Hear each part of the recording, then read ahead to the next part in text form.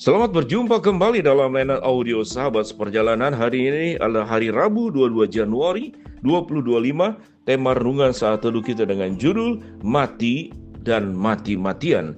Firman Tuhan terambil dalam Yohanes 11 ayat 22 sampai dengan ke-25. Tetapi sekarang pun aku tahu bahwa Allah akan memberikan kepadamu segala sesuatu yang engkau minta kepadanya. Kata Yesus kepada Marta, saudaramu akan bangkit. Kata Marta kepadanya, aku tahu bahwa ia akan bangkit pada waktu orang-orang bangkit pada akhir zaman. Jawab Yesus, akulah kebangkitan dan hidup. Barang siapa percaya kepadaku, ia akan hidup walaupun ia sudah mati. Mari kita berdoa. Bapa yang di dalam surga, kami memahami kematian adalah sesuatu yang menakutkan. Tetapi kematian di dalam kuasa Kristus adalah sebuah anugerah yang membahagiakan. Dalam nama Tuhan Yesus kami berdoa. Amin. Shalom sahabat seperjalanan yang dikasihi Tuhan. Dalam doa pembukaan ada dua kata, yaitu kematian itu menakutkan dan kematian itu adalah sesuatu peristiwa yang akan mendapatkan sesuatu yang sangat membahagiakan. Kematian adalah kesedihan. Bagaimana mungkin kematian adalah sebuah kebahagiaan? Tatkala kematian di luar Kristus itu sebuah kesedihan, kebinasaan, ketiadaan, hancur semuanya menjadi debu dan abu, lisut seperti rumput. Itu yang firman Tuhan katakan. Tapi kematian dalam Kristus adalah sebuah kebahagiaan. Karena kematian di dalam konsep dunia adalah titik, setelah mati selesai, tidak ada kelanjutan. Tetapi di dalam Kristus, dalam iman percaya kita, kematian itu adalah koma, dia tidak selesai. Dan Tuhan berkata, Lazarus adalah saudara daripada Marta dan Maria. Itu tidak mati tetapi dia tertidur. Pemahaman seperti ini tentu sangat tidak masuk akal. Kalau kita lihat apa yang dikatakan Marta, iya, sekarang pun aku tahu bahwa Allah akan memberikan kepadamu segala sesuatu yang aku minta kepadanya. Kata Yesus, Marta, saudaramu akan bangkit. Marta berkata, aku tahu bahwa ia akan bangkit pada waktu orang-orang bangkit pada akhir zaman. Marta memiliki iman. Iman bagaimana setiap orang mati akan dibangkitkan pada akhir zaman. Tetapi Yesus berkata, akulah kebangkitan dan hidup. Yesus memberikan sesuatu berkat, yaitu saat itu juga dia diselamatkan, dibangkitkan dari kematian Lazarus. Yesus sengaja 2 hari, sekian hari, tidak langsung tatkala mendapatkan berita Lazarus mati, sengaja tinggal menahan 2 hari, sampai kemudian di hari keempat baru pergi ke sana. Mengapa firman Tuhan katakan? Supaya kemuliaan Allah dinyatakan. Oleh penyakit ini, anak Allah akan dimuliakan. Itu yang firman Tuhan katakan. Ayat 17, maka ketika Yesus tiba didapatinya Lazarus telah 4 hari berbaring di dalam kubur. Betania terletak dekat Yerusalem kira-kira 2 mil jauhnya. Di situ banyak orang Yahudi telah datang kepada Marta dan Maria untuk menghibur mereka berhubung dengan kematian saudaranya. Ketika Marta mendengar bahwa Yesus datang, ia pergi mendapatkannya. Tetapi Maria tinggal di rumah. Maka kata Marta kepada Yesus, Tuhan, sekiranya engkau ada di sini, saudaraku tidak akan mati. Marta merasakan bahwa Yesus tidak bisa sanggup untuk membangkitkan. Karena dalam iman Marta, kebangkitan itu hanya ada pada akhir zaman. Manusia mengalami kematian. Lazarus mengalami kematian. Setiap kita akan mengalami kematian.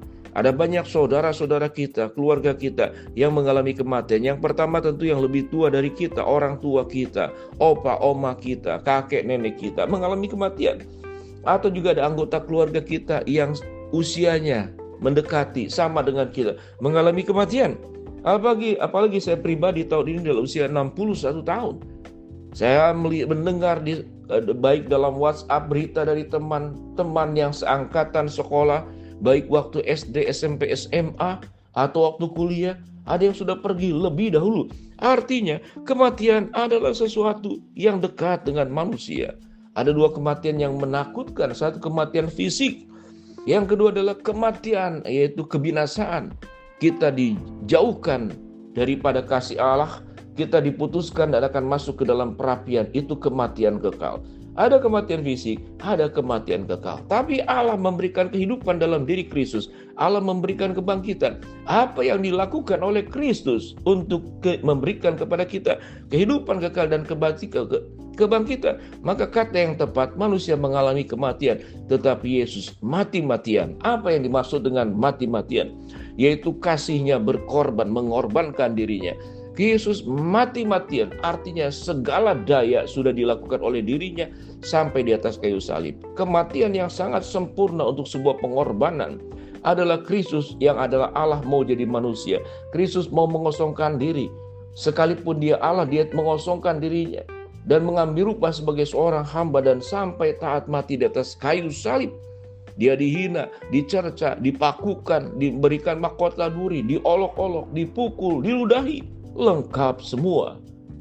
Yesus melakukan cinta kasihnya untuk kita dengan cara mati-matian berkorban untuk setiap kita masing-masing.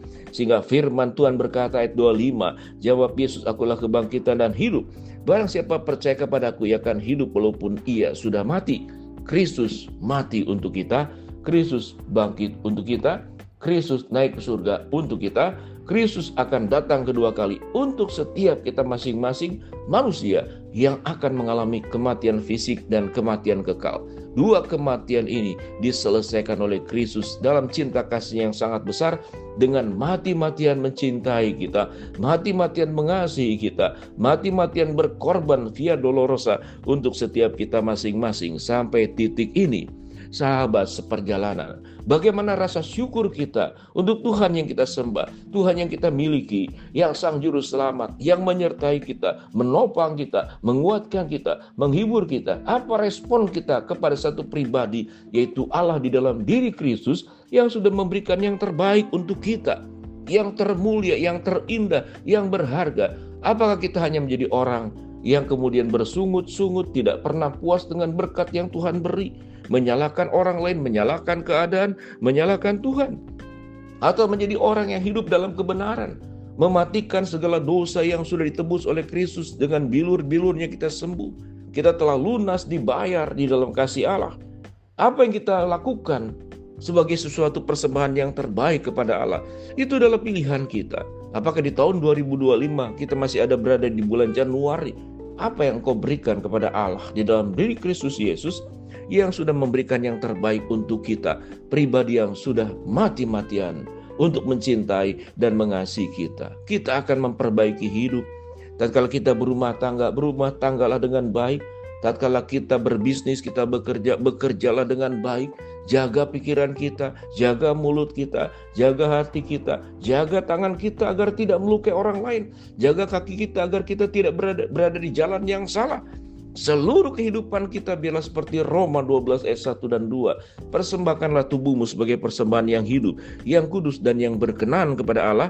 Itu adalah ibadahmu yang sejati. Sebuah perubahan hidup yang kita perlu perjuangkan. Karakter kita diubahkan. Ada buah-buah roh sebagaimana catatan dalam Galatia 5 ayat 22 sampai dengan ke-23. Karena kita adalah murid Kristus, kita seperti ranting yang menempel di pokok anggur yang sesungguhnya, yaitu Kristus sendiri. Maukah kita berbuah lebat sebagai bentuk sebuah pertobatan, menghentikan segala perbuatan dosa, menjadi pribadi yang menjalani kehidupan sesuai dengan kebenaran firman Allah? Mari kita berdoa. Bapa dalam surga, terima kasih buat kebenaran firman Allah yang sudah kami pelajari. Hamba-Mu berdoa buat sahabat seperjalanan yang sakit, Tuhan jamah sembuhkan. Sahabat seperjalanan yang sedang menghadapi masalah, Tuhan bukakan jalan. Yang sedang berdoa mengharapkan sesuatu, Tuhan kabulkan dengan cara dan waktu Tuhan. Dalam nama Tuhan Yesus kami berdoa, amin.